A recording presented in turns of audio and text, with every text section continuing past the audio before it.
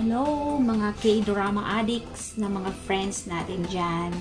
Meron akong gustong i-share sa vlog ko ngayon. Yung aking ipapakita sa inyo ay yung ano-ano yung mga K-dramas na available sa Netflix. Kung rom-com man siya, historical, action, horror, and everything. So, ipapakita ko sa inyo ngayon sa Netflix. Meron akong account sa Netflix at saka nag-start ako ng Netflix mga around 2018 hanggang ngayon nagsusubscribe ako sa Netflix. Ngayon, bago tayo mag-start, yung kinuha ko na plan sa Netflix ay yung Ultra Premium. Meron kasing tatlong plan sa Netflix, mga ka-addict na sa K-dramas. Kasi kung gusto nyo kasing mapanood yung lahat ng mga K-dramas, maganda kasi mag-Netflix kayo. Kasi maganda yung video, high definition siya. Tapos, wala siyang mga ads. Tsaka, maganda. Yung pati yung subtitle, nakakaano kayo na as in accurate siya. So, ito yung plan na pinili ko sa Netflix. Yan. So, meron siyang tatlo. Ipapakita ko lang sa inyo bago tayo magtuloy-tuloy. So, kung halimbawa, ay kasi nasa UAE ako. So, yung currency is dirhams, AED. So, merong tatlo. Pipili ka lang. Merong 29 dirhams every month na isa katao lang ang pwedeng mag-stream, manood. It's either sa phone, sa tablet, sa computer, or sa TV. So, isa lang. Kapag may dalawa na, hindi na pwedeng pumasok yung isa. Basta isa katao lang. So, kung gusto mo, ikaw lang mag-isa, okay lang yun. Yung 29 pinaka-basic yun na plan. Tapos, meron ding standard. Ito yung tag 39 dirhams. By the way, makukuha mo yun in peso, i-multiply mo lang yung 1 dirham times, let's say, kung 13 pesos and 20 cents ang equivalent, i-multiply mo lang yun. Yun na yung halaga sa peso. So, meron ding isang standard na plan na dito, pwedeng dalawa katao, dalawa kayong mag-stream ng sabay-sabay at the same time. So, yun yung 39. Ako, ang current plan na kinuha ko yung premium, ultra premium, na 4 katao ang pwedeng sabay-sabay na mag-stream sa Netflix. Halimbawa, manonood ako, yung manonood yung anak ko, yung asawa ko, or yung pamangkin ko. At the same time, pwede kami gamit yung phone, or tablet, or computer. Tapos, since ako yung pinaka-main na account, kasi sa akin, i-debit yung 56 dirhams na every month. So, ako yung may control ng account, pati yung password, kung gusto kong i-change yung password, kaya ganun. At saka, ang ano doon, kapag halimbawa, meron ka nang pinagbigyan ng account mo, yung account, yung email, tsaka yung password, dapat kayo lang ang nakakalam. Kasi kapag dumami na, lalagpas na ng 4 or 5 na kayo, 6, 7, 8, pag yan sabay-sabay na maglalagin, baka ikaw hindi ka na makakapasok, hindi ka na makakapanood kasi hindi talaga magpi-play kapag sumusobra na. Ganun yun. Pwede mo din namang ipahiram pero dapat may schedule kayo. Let's say for example, kasi 4 hours naman ng advance namin na 4 hours late naman kami dito sa UAE. So, iba sa Philippines. Ganun. Pero, mas maganda na yung kontrolado niyo yung password, yung pinaka-account para at least makakapanood ka kung gusto mo anytime. So, yun. Tas yan, ito yan, ipapakita ko sa inyo, 4 kami, di ba? Ito yung sa akin, sa anak ko, tapos ito yung sa asawa ko, tapos yung isa sa pamangkin, binigyan. Sometimes, ang Netflix magbibigay sila ng bonus, kaya pwede mong i-add dito yung profile na, panonoorin mo. Pwede kang pumasok sa account ng anak, ako, tinitingnan ko minsan yung sa account ng anak ko, titingnan ko kung yung mga pinapanood niya. Yan, yung mga pinapanood niya, makikita mo dito Yan. So, ganun lang yun. So, balik ka pa dun sa account ko. Ayoko nang mang-invade ng ibang account, para privacy. Yan yung yan yung account ko sa Netflix. Tapos, dito din, kapag may bagong upload ang Netflix, dito mo makikita sa pinaka-main, main screen, makikita mo. Ngayon ang ginagawa ko, kapag may bago silang upload at saka lalo na pag K-dramas at bet ko siya, gusto ko siyang panoorin later, para hindi ko siya makakalimutan, i-add ko siya sa my list ko. Halimbawa, itong Tempted, naka-check na siya kasi in-add ko na siya. For example, i-remove ko muna, hindi siya naka-add sa list ko. Ganyan ang magiging itsura. So, pwede mo siyang i-review, pwede mong panoorin yung pinaka-summary ng series na to, kung maganda ba siya, pwede mo siyang i-play. Tapos ako, for example, gusto ko siyang i-add sa listahan ng panonoorin ko, i-add ko lang siya sa my list. Tapos makikita mo din dito, ito dito na side. Yan, kung hanggang ilang taon ang pwedeng manood. Yan. So dito, 16 years old pataas. So yung pwedeng manood nito. So, yan, itong Tempted, itong series. Ngayon, kapag halimbawa meron kang movies or series na hindi mo natapos panoorin, dito siya lalabas sa continue watching for. For example, itong mga ito yung mga movies and series na hindi ko pa natapos panoorin. Kasi minsan kasi may style ko, open ko, tapos pag nabuboringan ako, ayaw ko, parang hindi ko bet panoorin ngayong araw na to. Ayan, sabi ko, okay, itutuloy ko na lang siya next time. So, yan. Lumalabas dito yung mga palabas na hindi ko tinapos or hindi ko pa natapos panoorin. Lalabas dyan sa continue watching for. Tapos itong si Netflix, kasi nga, by the way, ito yung mga listahan ng mga series and movies na sinama ko sa listahan ko para panonoorin. Or ang iba dyan, tapos ko ng panoorin eh. Tapos ko ng pinanood. Yan. So, yan o, yung mag-send for. Ano napapansin nyo guys? Halos mga Korean dramas. Yan. Kasi nag-a-addict ako. Yan. At saka alam nyo ba, maganda din sa Netflix kasi kapag sa Netflix, ang ganda ng video, high definition. Yun nga yung sinasabi ko, yung subtitles, accurate. Tapos, wala siyang ads. Kasi pagka minsan kasi, guys, halimbawa din ako, kapag Korean drama, ang gusto ko historical, more on historical ako. So, ang ginagawa ko, kasi hindi lahat ng historical nandito sa Netflix. So, minsan nag-change ako ng pumupunta ako sa dalawang website na pinapanooran ko kapag wala talaga sa Netflix yung historical. Pupunta ako sa Drama Cool. Yan. Ito. Drama Cool. Pumupunta ako dito. Chine-check ko. Tapos, isi-search ko lang yung drama na gusto ko. Tapos, yan. Or, pwede akong pumunta dito kung Korean, Japanese, Taiwanese. Yan. Depende. Search ko lang dito. Kaya lang kasi, hindi lang kasi dito, ang ayaw ko lang. For example, isi-search ko yung bago ngayon na historical ni Kim So-yeon. River Where the Moon Rises. Ayan, lalabas siya. Tapos ito kasi ito lumalabas na ayoko. Yan.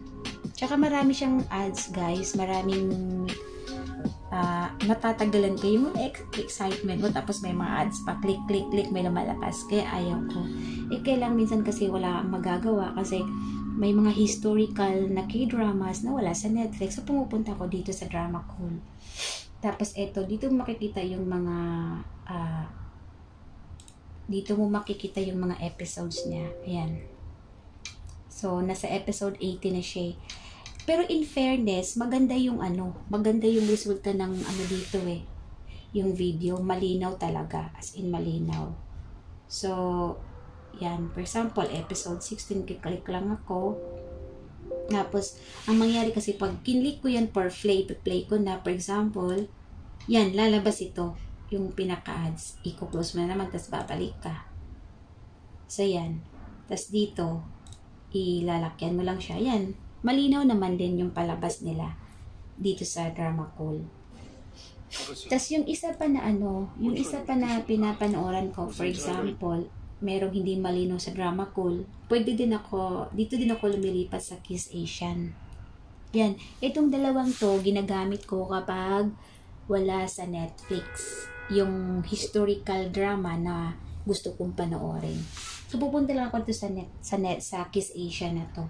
Dito naman, makikita mo kung yung mga drama list nila. Yun nga kapag kinlik mo ganito may lalabas na katagal.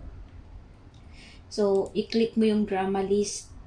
Makikita mo kung anong country ang gusto mo.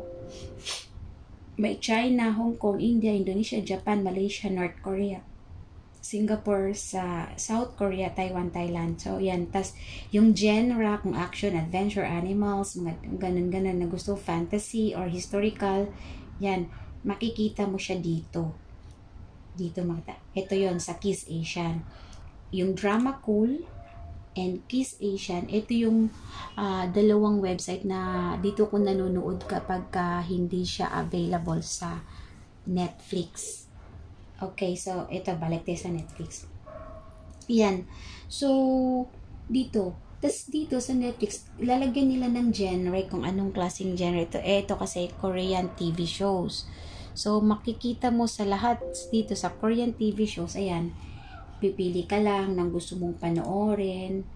Ayan. So, since dahil Korean TV shows, lahat yan mga Korean, dito halo-halo. Kung pwedeng may historical, pwedeng may rom-com, pwedeng may action, pwedeng may horror, mga drama. Yan, yung listings. Tas, meron din silang, ang Netflix na ang magbibigay Sila na ang Netflix na magbibigay ng ng genre. So, may soapy, romantic, Asian TV shows. Yan. So, dito naman, not necessarily na Korean. Kasi, dito halo-halo na Asian Asian TV shows. So, merong Chinese, may Thai, merong Japanese, halo-halo yun. Normally, sa Netflix, ang pinapanood ko, lagi una yung K-dramas na historical. Pero dito kasi sa Netflix, yung mga lahat halos ng historical, napanood ko na. Not unless kung mag-upload ng bago yung Netflix na historical na bago, yun. Hindi ko pa napapanood yun. So, yan. So, hindi ako masyadong nanonood ng Chinese kasi nga ang ayaw ko, maganda yung mga series din ng Chinese, in fairness maganda. Ang lang kasi yung boses na, ganun, parang hindi ako masyado. So sa Korean, medyo nasanay na siguro yung tinga ko, tanggap ko na, ganun. At saka isa pa guys, kapag nagkakaroon na kayo ng subscription sa Netflix, pag may nakikita kayong N, ganito yung red na N, sa bawat series or movie, ibig sabihin, sa Netflix mo lang talaga mapapanood yon. Sila talagang may-ari nun. Baga, yun ay talagang sa Netflix. Sila yung gumawa. Sa kanila yon nanggaling. So, yun. Yan. So, ito yun. Tapos, merong Asian TV, War and Politics. Diba? Itong Descendants of the Sun na ang bida dyan, pinaka-idol natin si Song Joong Ki. Yan. Diba? Action yan. Tapos, yung K2 naman, action din to. Not necessarily na war, basta may action, ganon. Tapos itong Empress Ki, diba? May pagka-action din. Historical siya. So, yan. Ngayon, yan, napanood ko na yung mga yan. Magaganda. Tsaka, ang ganda kasi ng video, guys, pag nasa Netflix, sa high definition talaga, sulit. Sulit yung ibabayad mo at mag-enjoy ka, especially kung K-drama addicts ka. Ganun yun. Tapos yan, kapag gusto mo naman romantic East Asian work or mga rom-com yan, malalaman mo, mapipili mo pa. Yan. So, tapos, yun yung sinasabi ko na kapag may letter N, yan, sa series or movie, ibig sabihin nun originals siya sa Netflix. Netflix originals. Makikita mo lang siya at mapapanood sa Netflix. Yan. Tapos, yan. Yan. Aside sa, dito naman, naglilist din yung Netflix ng mga popular sa kanila. Yung halimbawa, yung mga popular na series, popular na movies, yan, ilalagay ng Netflix. Kaya siya naging popular kasi maraming nanonood. Mataas yung rating ng mga nanonood sa kanila. So, isa na ako dito sa I Am Not a Robot. Diba? Yung bida dyan si Yoo Sung Ho, yung nasa Honor of the Mask na historical. Tapos yung babae dyan si Chae Soo Bin. Diba? Yung story nito, yung kasi siya, may allergy siya sa human. Kaya wala siyang nagiging magkaibigan. Kasi kapag nahawakan siya, nagkakaroon siya ng allergy hanggang sa pwede niyang ikamatay.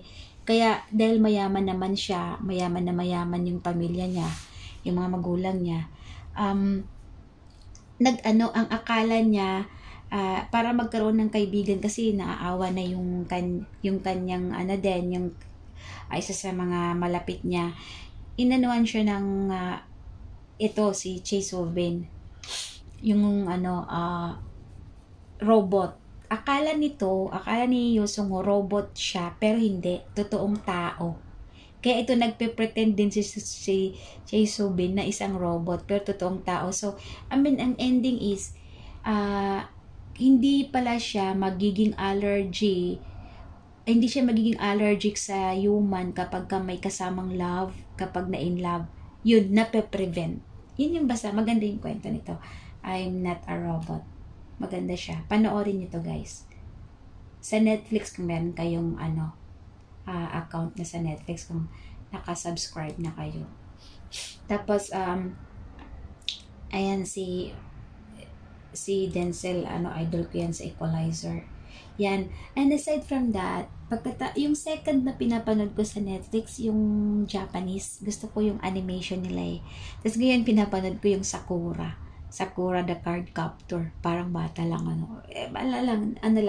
kasi gusto ko na lang kasi yung mga hindi na ganun, kaya hindi ako ganun sa horror and yung mga suspense na yung talagang mamamatay. Hindi na ako ganun kasi stressful para sa akin. So gusto ko lang yung magaan drama, hindi naman ganun ka-heavy. Basta wag lang yung patay-patay, yung horror nakakatakot, diba? So yun. Tapos nililist din na dito yung romantic Korean TV dramas. Alam niyo ito, maganda tong 100 Days My Prince. Panoorin niyo to, sobrang ganda nito. Pang millennial pwede na rin. Pero pwede din sa applicable sa lahat ng ages.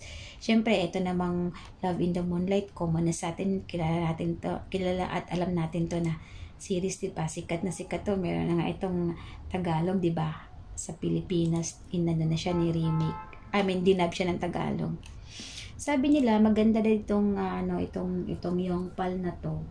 Pero hindi ko pa siya pinanood. Siguro maganda kasi batikan si Kim Tae-hee yung dito sa mga bida. Pero 2015 pa to na series eh. So yan. Yan yung romantic Korean TV dramas, malalaman mo. Ito gusto ko din tong panoorin kasi yung bida dito ay aking idol na si Jung Il-woo, si Hae-chi yan, di ba? Siya yung bida si Hae-chi. Hindi naman ang cute. Ilang episodes ito? 12. Pero guys, tandaan nyo, kapag ang K-dramas nagkakaroon ng 16 episodes pataas, 24, 30, 50, ibig sabihin nun, maganda yung series na yun. Maganda yung ratings ng K-drama na yan. Kasi umabot siya ng ganun kadaming episode.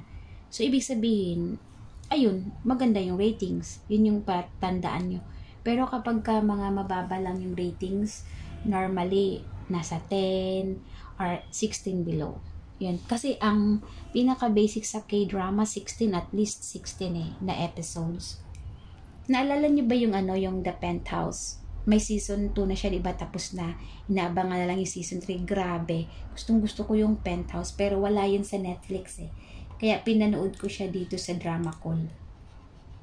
Nagtiis lang ako sa mga ads, sa mga singit na mga commercials, at iba pa. Matapos ko lang yung yung series na yun. Sobrang ganda. Yun yung mga kontrabida doon na mamahalin mo din eh. At saka grabe yung fashion doon, yung damitan na pabunggahan ng damit, sobrang ang gaganda. Tsaka yung tirahan nila, yun yung panoorin yun guys, yung The Penthouse. Hindi kayo malulugi. Wala lang sa Netflix eh. Siguro hindi nila binibenta yung rights nila sa Netflix kasi nga malakas na, mataas yung rating sa Korea. So, hindi na nila inano. Tapos yan, meron ding dito listings na TV sci-fi, tapos horror, andito din. So, may kapag dahil nga nakita ng Netflix na adik ako sa Korean, lahat ng K-dramas na regardless of what, kung horror, action, historical, movie, series, ini-input nila sa akin, finifeed in nila. Kasi alam nila para mapanood ko. Eto, Sweet Home. Mukha siyang maganda. Pinanood ko yung ano niya, mataas naman yung ano niya. Okay naman yung ratings, tsaka latest ito 2020. Yan. Bida nito si Song Kang, si Lee Jin Nook, at saka si Lee Young. So, siguro maganda to. Panoorin ko nga, tas magbibigay ako ng reaction nito. Ano siya? Action, suspense Pero episode 10 lang, hanggang episode 10. Malay mo maganda din. So, yan.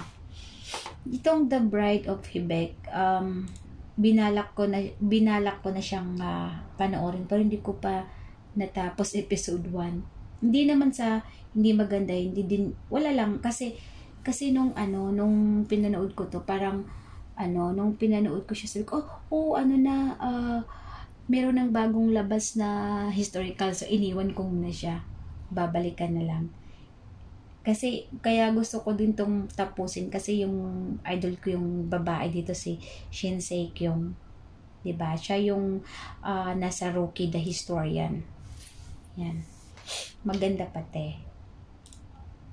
Tapos sa Netflix din, ilalabas, makikita mo din yung mga bagong labas nila, new releases. Tapos yun, mapapanood mo din. Mamimili ka lang dito. Ayan. So, ito sa new releases, ilalagay nila, mix na yun. May K-dramas, may English, may Japanese, may anime, horror, action, fantasy, comedy, lahat yun. Halo-halo na.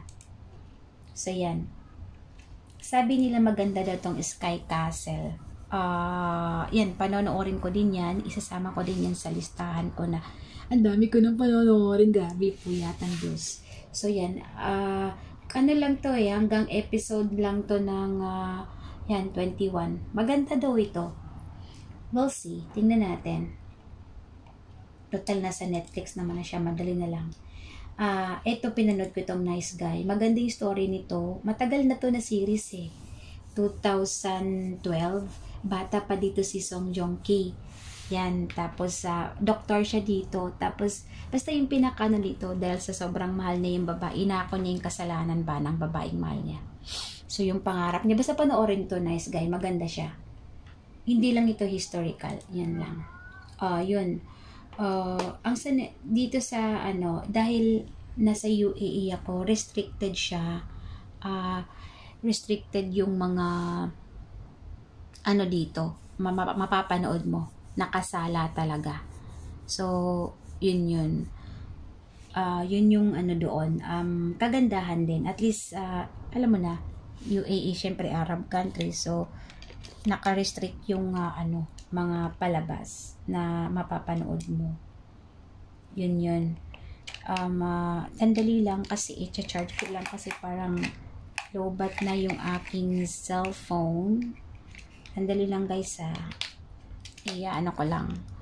I-charge ko lang. Nasaan na yung charger ko? Wait lang. Ayan. Oh. Okay. Sana abot. Naman abot. Okay, so wait lang. Sorry naman. Commercial lang.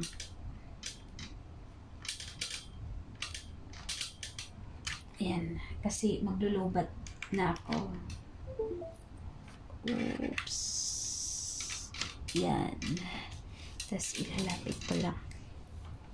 Ang gagamitin ko sana yung yung mini projector ko kaya lang hindi ko na naayos ang setup, kaya yan.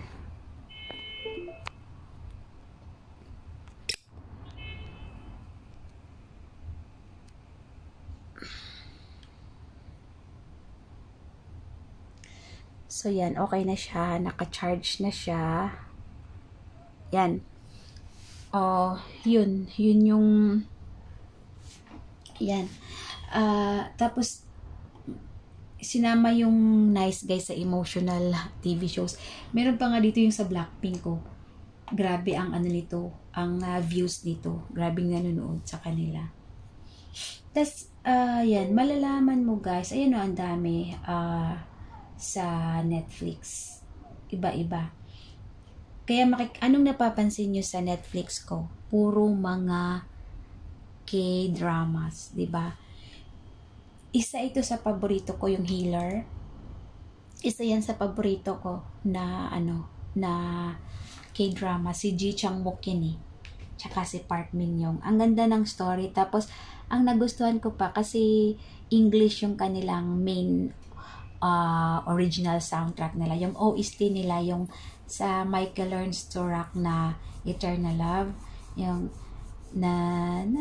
basta yung Eternal Love ng Michael Learns to Rock. Okay. So, yan. Tagal ko na itong napanood. Ito naman, maganda din to kasi ang bida nito yung idol nating si Bidam. Diba? Si Bidam ng Queen Sondok. Yan. Pare siya dito si Kim Nam-gil. Panoorin nyo. Action, rom-com. Maganda siya. Tapos, yun. Itong Warang, yan. Siyempre, gustong-gusto nyo to kasi lahat ng cast dyan, mga batang pogi na historical siya. At isa pa guys, halimbawa ganyan, pwede mo ring i-search, pwede ka ding mag-search dito ng, let's say for example, gusto mo lang historical ang lalabas, lagyan mo lang historical, i-type mo lang historical Korean drama. Tas lalabas na yung mga suggested na historical na mga panonoorin mo. Halos lahat ng mga to napanood ko na.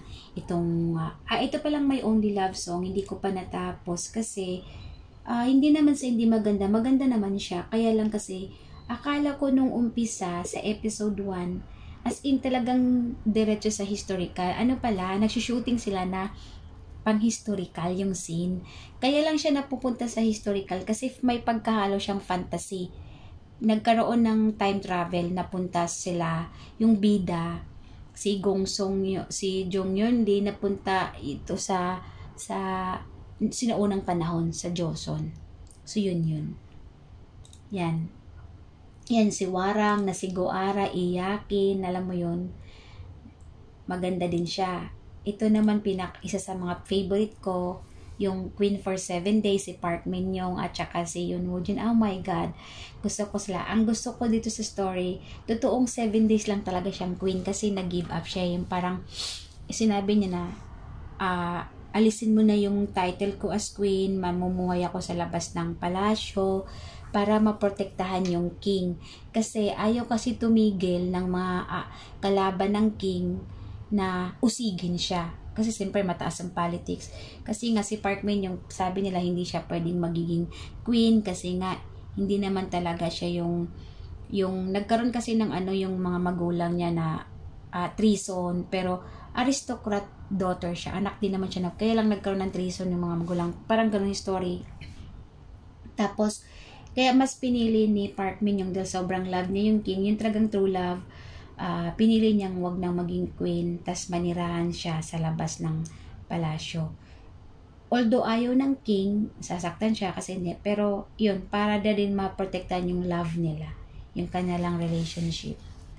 Tsaka gusto ko to kasi maganda yung ending, happy ending kaya siya, na pinakita yung tumanda na sila, tas nagkaroon sila ng mga anak.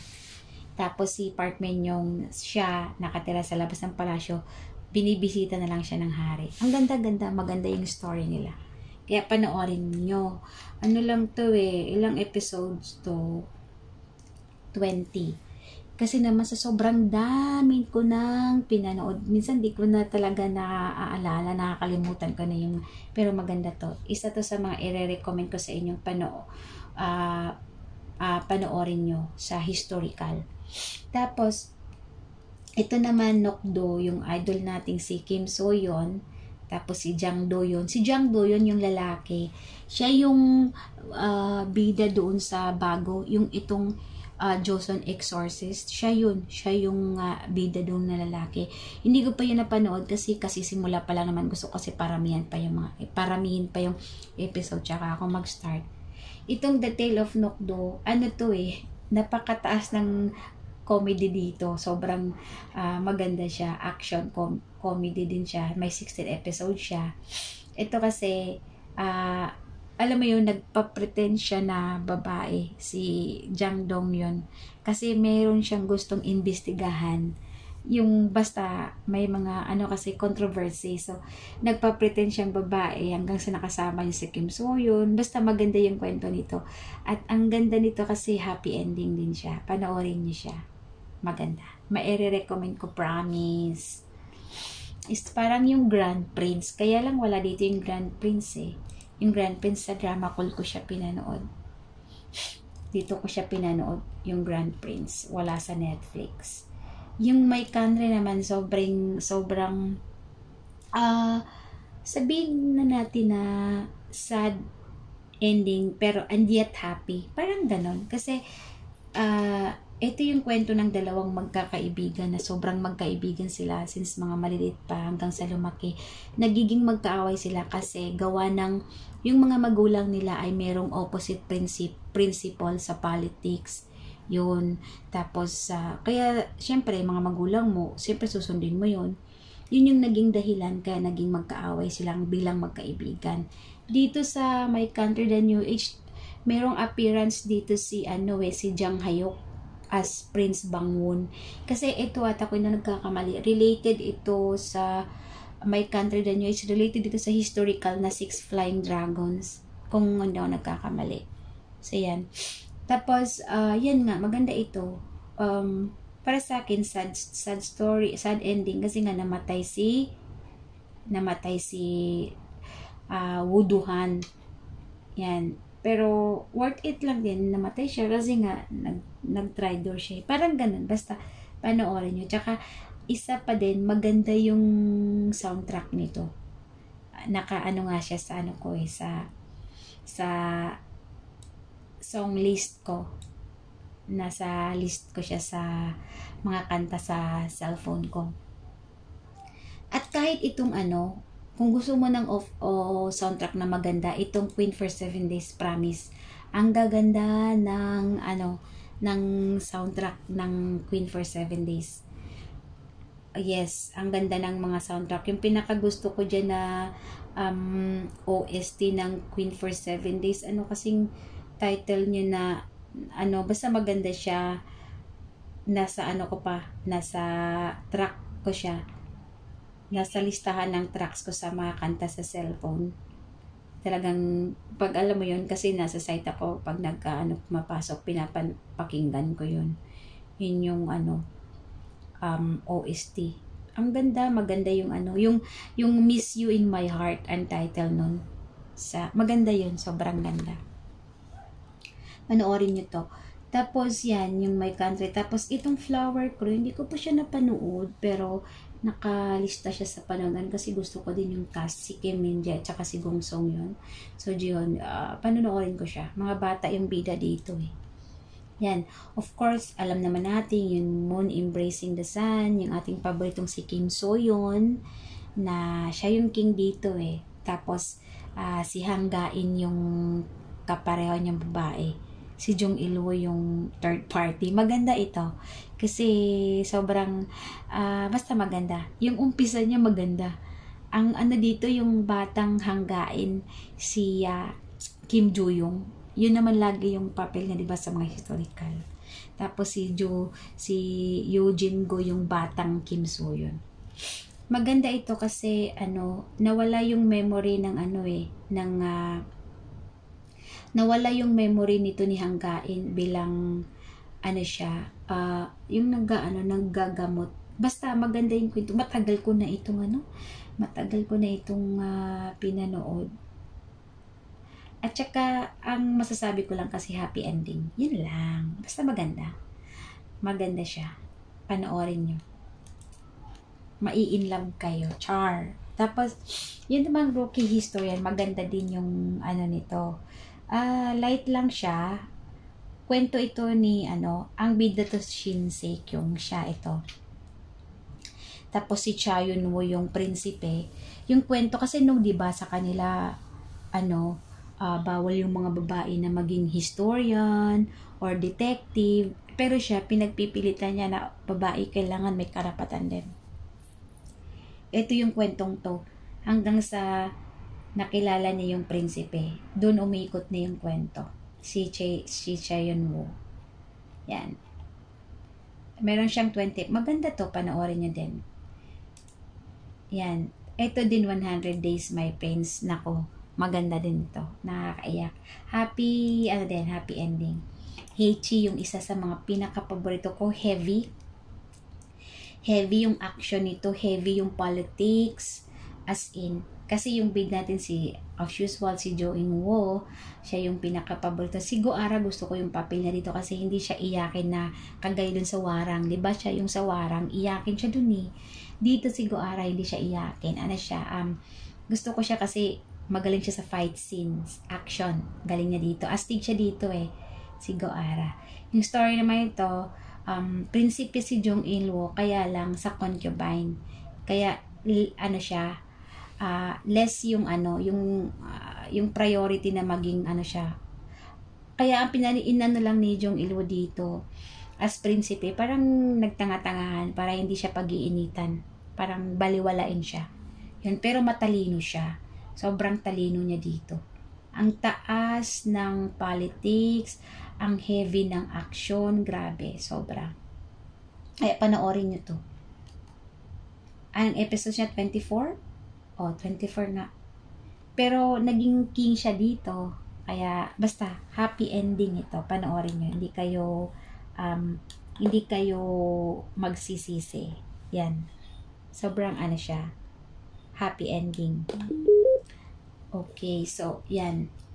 Diba sabi ko sa inyo halos lahat ng historical dito napanood ko na eh. May Sassy Girl din, rom-com, maganda siya. The Nokdo Flower, hindi ko pa siya natapos, pero inumpisahan ko siya. Napaka-heavy naman ng umpisa pa lang nagbubugbugan na, alam mo yun. Tapos yung setting talagang makaluma, sobrang makaluma talaga. Yan, of course, kung gusto mo ng pa-cute, yan, si Park Bo-gum, tsaka si Kim Yoo Jong, yung Love in the Moon, di ba nakaano to sa Philippines, may Tagalog na nga ito, dinab siya as Tagalog sa GMA yata or sa channel to, hindi ko lang matandaan, matagal na to, 2016 to na series. Yan. Next, ito naman, Live Up to Your Name. Yung bida ito si Bidam, si Kim Nam-gil, laging Bidam sa Pinsondok siya, Bidam siya sa Pinsondok si Kim Nam-gil. Tapos si Kim Ah-jong, to ay kwento ng si Kim Nam-gil dito as yung Bidam sa Pinsondok.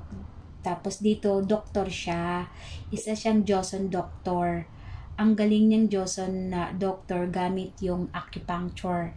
Tapos ito naman si Kim Ah-jong, siya, surgeon siya sa present Korean. Ito sa Joseon era. Ngayon, yung una, itong si Joseon doctor, napupunta siya sa present Korea, present time na Korea. Kapag masusugatan siya, napupunta siya sa present Korea. Tapos, basta nagkakilala sila. Meron pa nga eksena na ang ignorante niya kasi syempre galing siya sa Joseon. Tapos napupunta siya sa present na Korea. Yung high technology hindi niya alam. Tapos, pero dito pinapakita yung paggagamot na kung doctor ka, dapat nakakatulong ka, hindi lang yung naging doctor ka dahil sa pera. Alam mo yun, yung ganun. Yun yung value. Kaya gusto ko yung K-dramas, especially yung historical, kasi ang taas ng values, grabe. Tapos wala silang yung kissing scene nila smoke lang, ganun. Basta mataas ang values. Tsaka yung mga script nila, ang gaganda ng pagkaayos ng mga salita, wordings. At tsaka, sa K-dramas, mas preferred ko yung subtitle English, yung hindi nakadub sa Tagalog. Kasi gusto ko kasi naririnig mismo yung boses ng actor para ma-familiarize. Parang ang ganda din kasi ng mga boses nila eh. Kaya mas gusto ko. Tsaka yun, nagiging multitasking din yung utak mo kasi magbabasa ka ng subtitle the same time, titignan mo yung action nila. Yun ba yung ganun? So, multitasking din siya. So, maganda din to. Isa din to sa mga i-recommend kong panoorin nyo sa Netflix. Basta sa Netflix, maganda yung palabas kasi nga high definition ang video, walang commercials. Tsaka pag pinlay mo na yung episode 1, for example, ipi-play mo yung episode 1, tuloy-tuloy na yan kung hanggang saan mo gustong tapusin. Yun. Yan sa Netflix. Tapos, of course, hindi ako maka-move on sa Empress Ki na si Ha Ji-won. Makanda to. Tagal nito ilang episodes ito. Umabot ata ito ng 50. Grabe. Madugo. 51 nga Madugo ang panonood ko nito. Grabe talaga. As in, worth it naman kasi pag yan nasimulan mo ng episode 1 ng Empress Ki, tuloy-tuloy ka na. Hindi mo na mamalaya na nakailan ka na. Diba? Tas nandito si mga cast dito, main si Ha Ji-won, si Jo Jin-moo, na siya yung king ng Korea that time, tapos si Ji Chang-wook sa Qing Dynasty, 'di ba? So yun, sa Yuan, sa Yuan. Maganda yung kwento nito. Isang kwento ng isang empress na marunong siyang nagdala na magiging nasa gitna siya na maipagtanggol niya yung mga kalahi niya na Korean. At the same time, hindi magagalit sa kanya ang taga-Yuan. Hindi magagalit yung China yun yung Yuan na sa part ng China. Hindi magagalit sa kanya. So, yun yung makikita mo yung galing. Pero syempre, bawat tagumpay niya, merong kapalit. Diba? Ganun naman talaga. May sadness. Ang Empress Ki, okay lang yung ending. Para sa akin, kasi sad yung ending, pero okay lang. Wala tayong magagawa. Kasama siya sa history. Ganun. Tas, itong Sisyphus, ito yun gusto ko talaga itong panoorin na, pero hindi ko muna pinanood. Nilagay ko lang siya sa my list ko. Yan, nakikita nyo. Kasi nga, that time kasi gusto kong magkaroon ng maraming episodes. So, this time, episode 16 pa lang. Hindi ko lang alam kung completed na ito or hanggang 16 lang siya. Kasi that time, episode 3 pa lang yun Kaya hindi ko muna gusto kasi marami na episodes para tuloy-tuloy. Sisyphus, yan, si Park Shin, yung my idol. Medyo siya, time travel din siya. Kaya nagiging siyang part ng historical din. At the same time, tapos yung present. Plus, kasi time travel. Ganun. Pinanood ko lang kasi yung trailer hindi ko pa siya pinanood, yung trailer lang. Si Park Shin siya kasi Cho Sung-woo ang bida nito. Action siya. Yan. Ito yata yung first na palabas ni Park Shin niya na action so far Kasi laging drama siya, diba? Yan. Kaya malalaman mo na bago siya sa Netflix kasi lalagyan nila ng ganito, new episodes, tapos original Netflix siya series. Ito gusto kong panoorin yung Love Struck ni Ji Chang-wook. Kung maganda. Partner nito si Kim Ji-won Tingnan natin kung maganda. 2022 Latest lang to na series ni Ji Chang-wook Tapos Netflix original pa siya. 'Di ba? Tas makikita mo dito kung gusto mo ng Korean historical TV dramas, i-click mo lang, lalabas ang mga yan. Yan. Alam niyo ba dati, meron dito yung deep-rooted 3 na historical na ang bida nun si Jang Hayok, na ang hari dun si Song Joong-ki. Dati, nung 2000, I guess, mga last year, nasa Netflix pa siya. Pero later on, nung chinek ko, kasi gusto kong panoorin uli, wala na siya sa Netflix. Parang, dahil siguro sa region, dahil nasa UA, parang binawi, or I don't think so na, basta hindi ko lang alam. Pero chinat ko yung Netflix nun. Kapag may mga queries ako sa Netflix, kapag mayroon akong gustong itanong, pumupunta lang ako lagi dito sa questions and contact us. I-click ko lang yan. Tapos, ayun, pwede mo silang ila-live chat. Pag mag-start live chat ka, yan, kung anong gusto mo, or kung wala dyan, tell us what your issue is, tas mag-start ka. Tas yun, ang bilis nilang sumagot. Kaya dito natutuwa ako sa service na kaya tas pagkatapos mo, tapos ka na kunwari sa query mo, tapos bibigyan ka nila ng transcript sa email yung mga pinag-usapan nyo. Yun. Kapag may gusto kong itanong at kapag gusto kong mag-suggest. Yan. Okay. So yun, nawala yung deep-rooted tree, pati yung ruler, owner of the mask, historical din yun, si Yusung Ho yun maganda yun, natapos ko din yun, maganda yun na palabas. Tapos yung Kingdom, yan, tinapos ko na, maganda tong Kingdom. Nabangan ko yung season 3, kasi si Jun Ji Ha yun ata, nandun na, parang ganun. Tas yan, yan, gusto mo naman ng romantic Korean historical TV dramas, yan. Click mo lang, tas ma-filtered siya, yan. Chicago Typewriter, din siya, time travel, hindi ko pa siya. Ang Mr. Sunshine, inumpisahan ko na siya, nakailang episodes na ba ako nito? Siguro nasa ako, hanggang episode 6. Tinigil ko lang kasi hindi naman ako, parang naboringan lang ako ng kaunti. Pero tinignan ko yung review nito, maganda mataas yung review niya. Isa siya sa mga recommended na mga historical, ang Mr. Sunshine. Ito kasi yung kwento sa panahon na ng US regime na yung nasakop din pala ng Korea yung nasakop ng US yung Korea. So ito yung Mr. Sunshine. Maganda siya pero ayun nga, medyo naboringan ako sa umpisa. Sa umpisa okay, episode 1 maganda, interesting.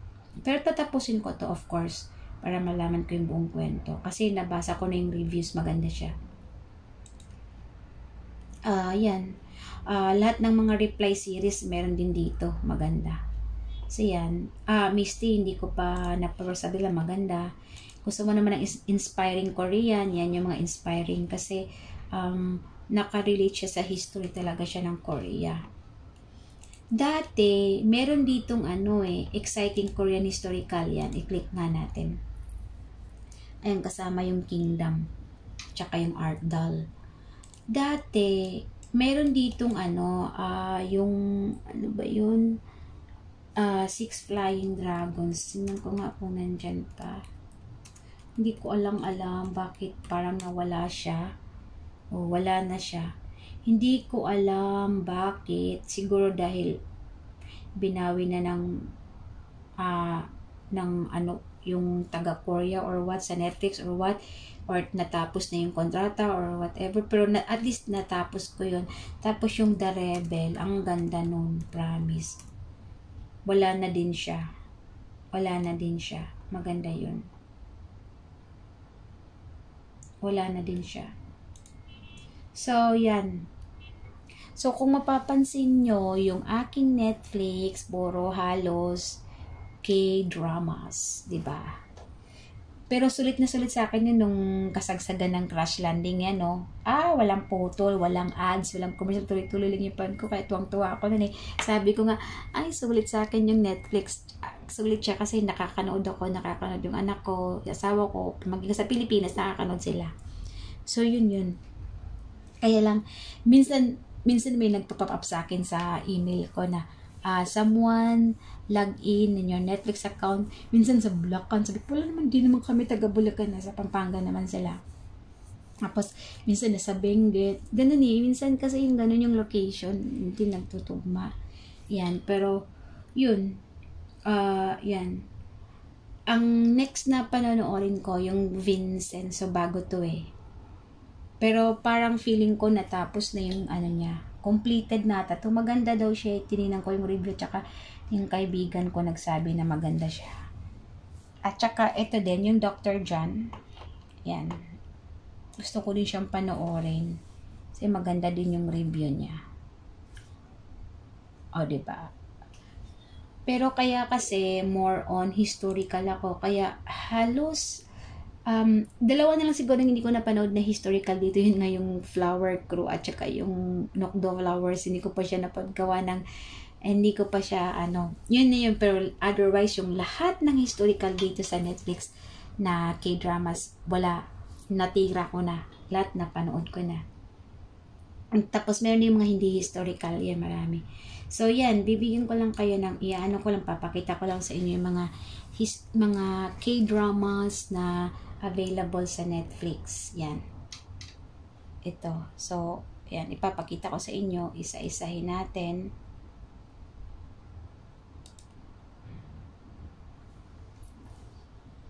Itong The Guardian, ito yung yung Goblin eh. Ito yung Goblin.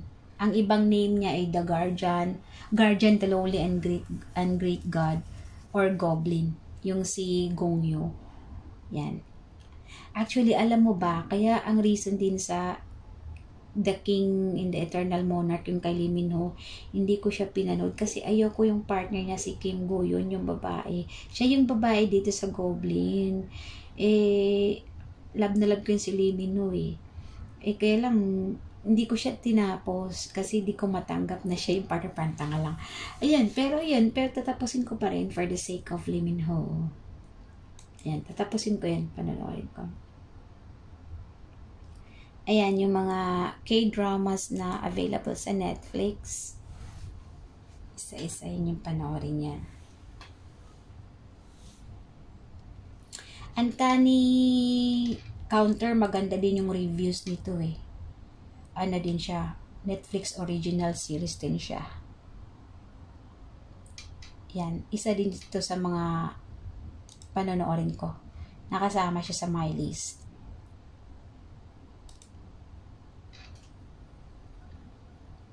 At least may idea kayo, di ba? Lalo na kung ang subscription nyo Philippines, sobrang dami nun. Walang filter dun sa atin. Sobrang madami pang K-dramas na mai-input dun. Kaya maganda kung sa Philippines yung yung malalaman kasi kapag kunyari ang details ko lalagay ko Philippines pero yung mobile ko UAE, hindi din siya, malalaman din, madedeny ka pa, diba? So, yan. Itong may Mr. ni Ayo eh. Hindi ko alam kung maganda to, hindi ko pa tininan yung my list, pero nakikita ko siya okay naman, yung trailer. Mukha naman siyang okay, pero tingnan natin kung maganda. Ang dami ko pang hindi napanood na K-drama na hindi historical. Pero pag historical, kalas. Lahat yun napanood ko na.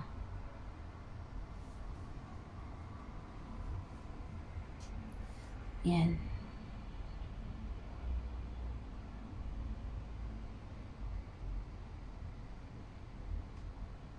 Diba? Nakita niyo puro mga mga puro Korean. At ito pala, let's say, person baka sabihin nyo naman, puro K-dramas lang yung Netflix. Pero hindi. Pwede ko din namang piliin dito yung, yung genre. Alam ba, gusto ko ng anime, crime movies, dramas, independent, thriller movies, yung mga thriller movies, yung mga horror. Ayan. Pwede din naman. Meron namang genre pagpipilian dito. Tapos, yan. Pwede mong tingnan yung mga available for download. Pwede mo siyang i-download para kahit, alam mo, nasa labas ka, hindi ka gagamit or wala kang internet, pwede mong i-download, tas later mo siya panonoorin. Kahit walang internet, pwede mo siyang mapanood kasi nakasave siya sa nakasave siya sa laptop mo. Yun. Bala kong panoorin itong Tale of the Nine-Tailed na ang dito, bida nito ay yung nasa Goblin, si Grim Reaper, si Lee Dong-wook. Yun, si Grim Reaper nga, tama nga. Yan. Ganun lang. So, kapag may notification, may bagong upload si Netflix, dito ko makikita. Yan, sa ngayon, Tuxedo. Hindi ko pa tinapos. Matagal na ito, diba? Inulit ko lang kasi na-miss ko si Jackie Chan. Idol ko si Love Llewellyn. Yung partner niyang si Jennifer Love Hewitt. Pinanood ko to, hindi ko tinapos pa. Kapag nagpapaantok ako yan, magne-Netflix ako. Nasa mga tulugan. Yan. So, pag punta mo sa home, tingnan mo naman kung ano yung home ko. Puro mga K-dramas ang peg. Walang patumangga. So, yan. Tingnan nyo. Panoorin nyo yung K2 pag hindi nyo pa napanood as in the best. I-recommend ko yung K2 sa inyo. Na ang si Ji Chang-wook yung bida dito eh. Tapos yung babae si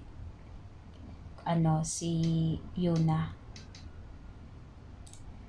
Maganda siya, action. Itong Argon, mukha siyang maganda. Tingnan natin. Original Netflix ito eh. 2017. Ilang episode ba to?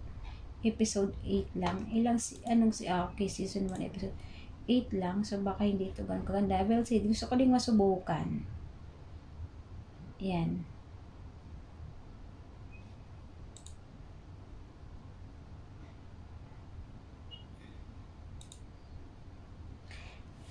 Alam niyo ba pagka Netflix originals, hindi din basta-basta. Magaganda din. Promise. Pag Netflix originals, hindi mo din magaganda din siya. Itong Korean Odyssey, si Lee Sung dito eh. Maganda siya. Maganda din to.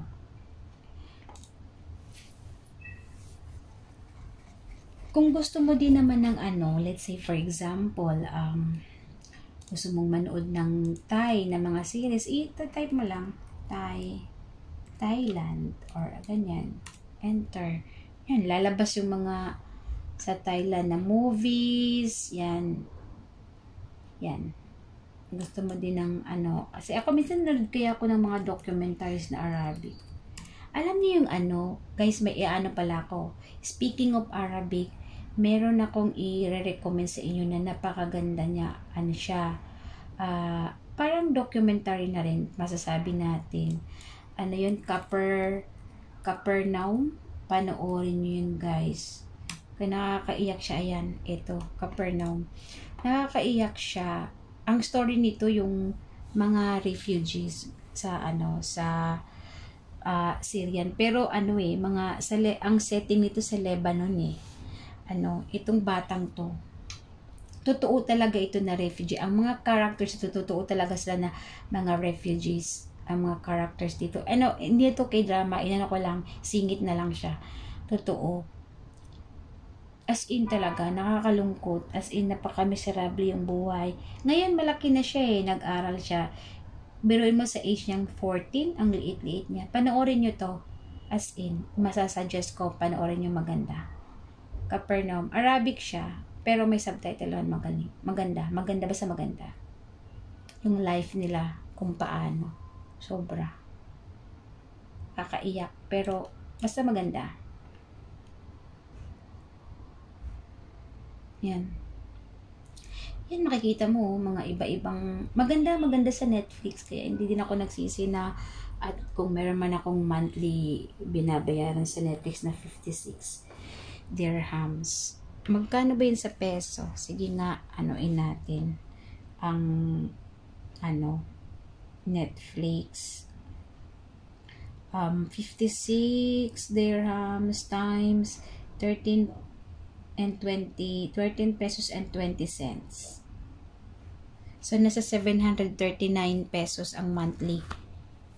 Kapag 13 pesos and 20 cents. Pero kapag, minsan kasi bumababa eh. So, let's say roughly, nasa 700 ang monthly. Okay na yun. Tapos, apat kayo or maraming nakakanood, diba? Ma-share mo. Okay na yun siya. So, guys, yun yung vids natin ngayon. Sinare ko sa iyo yung Netflix. Hindi ko pinopromote yung Netflix, pero parang ganun. Yun yung basta maganda para sa akin. Kasi sulit siya sa akin dahil adik ako sa K-drama. So, yan. Basta nasusulitan lang ako sa sa Netflix. Yung subscriptions ko sa Netflix. Maganda. Yan. So, papakita ko lang sa inyo.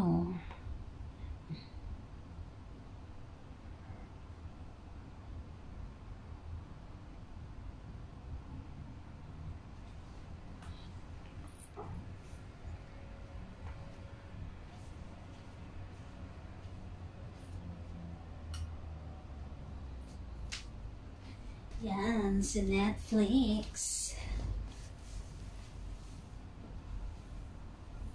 Diba? Kaya ano pang hinihintay nyo guys? Mag-subscribe na kayo sa Netflix, sa ganitong account.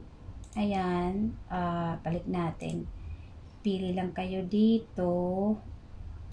Yan, kung alin ang gusto nyo, yung basic, standard, or premium. Yan yung ultra eh. Pero kung mag-isa ka lang naman, so dyan ka lang sa 29. So magkano yon ang monthly nun? So 29 dirhams times 13 and let's say 17 pesos. 13 pesos and 17 cents. So 380. Wala pang 400. Tapos ano ka na? Sulit-sulit na yung panonood mo, 'di ba? Sa mga palabas na gusto mo. Oh. Di okay ka na dun. Kaya maganda din yung nakasubscribe ka sa Netflix. Itong Oh My Ghost, may napanood ako, maganda daw ito. Ewan ko lang kung maganda kasi hindi ito hindi para itong Indonesian. Parang ganun. Parang Indonesian siya na palabas. Tapos pwede ka din manood dito guys ng concert. Halimbawa si Barbara Streisand, paborito mo siya, pwede mo lang siyang panoorin. Gusto ko din to kasi may mga concert siya na maganda. Si Lady Gaga, yung mga ganun. Yan. Ito pinanood ko to ng isang gabi, hindi ko pa siya natapos. Yan, basta yan. Hindi ko na kasi maano tayo. Yan. Yun lang guys. Next time, ang vids natin, magre-react tayo. Gusto kong gawa ng reaction yung The Penthouse. Gusto ko yan. So, ganun lang guys. Kung mag-comment lang kayo or mag-suggest kayo ng K-dramas, historical man yan o hindi. Pero mas maganda kung historical na bibigyan natin ng reaction. So, yun. Tsaka huwag niyong kalimutan kung wala naman kayong Netflix, okay lang din naman. Dito kayo sa Drama Cool at tsaka sa Kiss Asian. Walang problema. As long as makanood kayo, mas matipid din naman yun. Basta may internet lang, at least wala ka ng monthly bills na babayaran. Sa akin lang naman, choice ko lang kasi dahil pag Netflix, though limited siya sa mga ibang historical, yung mga lumang-luman kasi wala siyang commercials. Yun lang naman. Otherwise, pareho lang eh. Mas maganda nga din sa Drama Cool dito. Tsaka sa Kiss Asian. Kasi ang dami. Madami ka talagang pagpipilian. Yun nga lang, kailangan mo lang ng konting tiyaga sa mga commercials and everything. So, yun lang yun guys. Thank you for watching. Yeah. Susunod tayo ng reaction video sa mga K-dramas. Alright? Okay, so stay safe and always take care. Thank you. Bye.